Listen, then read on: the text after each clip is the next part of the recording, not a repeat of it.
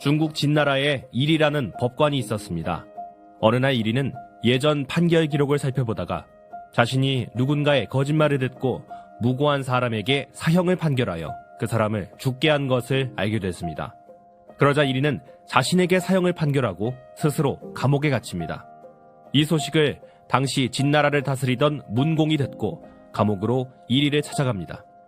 문공은 무고한 사람이 사형을 당한 것은 안타깝지만 이 일은 일이의 책임이 아니라 실무를 담당한 부하의 잘못이라며 감옥에서 나올 것을 권합니다.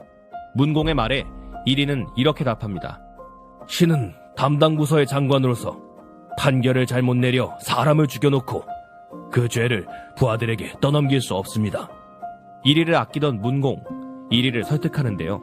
그런 논리라면 자네를 법관으로 기용한 나에게도 죄가 있는 것 아닌가? 내가 다 용서할 테니 이제 감옥에서 나오시게나. 그러자 일이는 전하, 법관에게는 법도가 있습니다. 법을 잘못 적용하면 법관은 그 벌을 받아야 하고 잘못 판단하여 남을 죽였다면 그 법관 자신이 죽어야 한다고 법에 명시되어 있습니다. 임금께서는 신이 이러한 법을 공정하게 집행할 것으로 믿고 저를 법관으로 삼으신 것 아닙니까?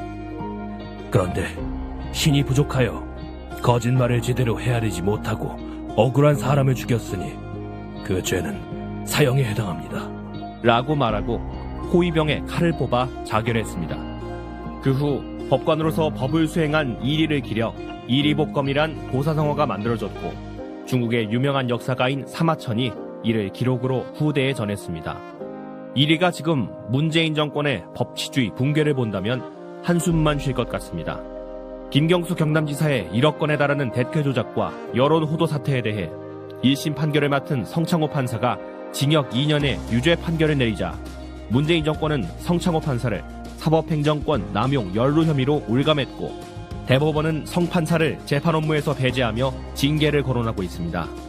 김경수 경남지사의 2심을 맡은 차문호 판사는 이런 상황이 두려운 것인지 김 지사에 대해 사실상의 석방과 다름없는 특혜성 보석을 결정했고요. 그것도 모자라 문재인 정권은 헌정사상 유례없는 고위공직자 범죄수사처, 즉 공수처를 만들기 위해 모든 수단을 동원하고 있습니다.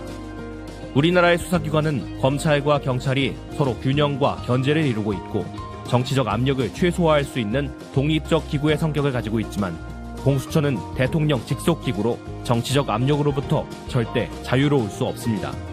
심지어 고위공직자의 비위를 수사한다면서 그 대상에 대통령의 가족과 국회의원은 포함시키지 않고 있는데요. 대통령의 명령을 따르지 않는 고위공직자에 대한 압박의 수단으로 선거에서 반대편 유력 후보를 옥죄기 위한 수단으로 전락할 가능성이 높습니다. 급기야 문무일 검찰총장마저 공수처의 위험성에 대해 자리를 걸고 항명하는 일이 벌어지고 있습니다. 법은 국민을 보호하기 위해 운영되어야지 정권을 지키기 위해서 쓰여지면 안 될 것입니다.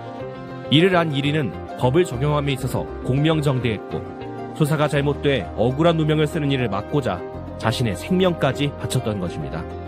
문재인 정권은 법을 지키기 위해 목숨을 버리던 이리의 결기를 명심해야 할 것입니다.